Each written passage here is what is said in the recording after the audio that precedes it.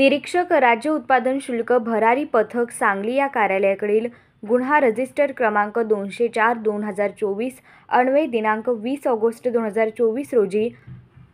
वानलेसवाडी विजयनगर सांगली येथे या चारचाकी कारमधून बेकायदेशीर गोवा बनावट विदेशी मद्याची वाहतूक करणार आहोत अशी खात्रीलायक मिळालेल्या बातमीनुसार अधीक्षक राज्य उत्पादन शुल्क सांगली प्रदीप पोटे यांच्या मार्गदर्शनाखाली निरीक्षक राज्य उत्पादन शुल्क सांगली भरारी पथकाने विजयनगर सांगली चौकात 4:45 वाजता सापळा रचला असता एक मारुती सुझुकी कंपनीची निळ्या रंगाची चारचाकी कार संशयितरित्या जात असताना पाठलाग केला असता वानलेसवाडी विजयनगर शिवदत्त आनंद अपार्टमेंट समोर कारचालकाने कार सोडून पसार झाला होता। त्याचा शोध घेतला असता तो भारती विद्यापीठ चौकात मिळून आला। सदर कारमध्ये मागील सीटवर व डिकीमध्ये एकूण 60 बॉक्स गोवा राज्य निर्मित व फक्त गोवा राज्य विक्रीकरिता असलेला गोवा विदेशी मद्याचा Golden Ace Blue whisky 750 millilitre क्षमतेच्या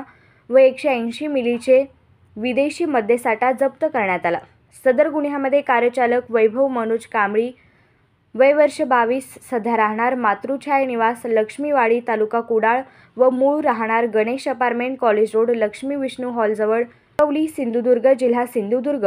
याने गोवा राज्य विक्रीकरिता असलेले विदेशी मद्याचा साठा बेकायदेशीररित्या आयात करून तो सांगली मिरज परिसरामध्ये विक्री करणाऱ्या उद्देशाने वाहतूक करीत असल्याने त्याच्या विरुद्ध महाराष्ट्र दारूबंदी कायदा 1949 चे कलम 65 अ, ई, 80, 81, 83, 90 व 108 अन्वये गुन्हा नोंद करण्यात आला आहे।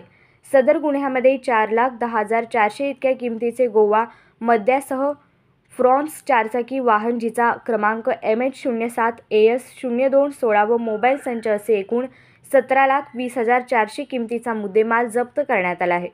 या कार्यवाहीमध्ये राजकुमार खंडागळे, विनायक जगताप, दुय्यम निरीक्षक अजित कुमार नायगुडे, दुय्यम निरीक्षक युवराज कांबळे, सुवास पोळ पुजारी, सहायक दुय्यम निरीक्षक स्वप्नील कांबळे, वसंत घुगरे, आनंदमूर्ती भिसे, जवान निरीक्षक वाहन चालक तसेच वैभव पवार, श्रीमती शाहीन शेख जवान यांनी सहभाग घेतला।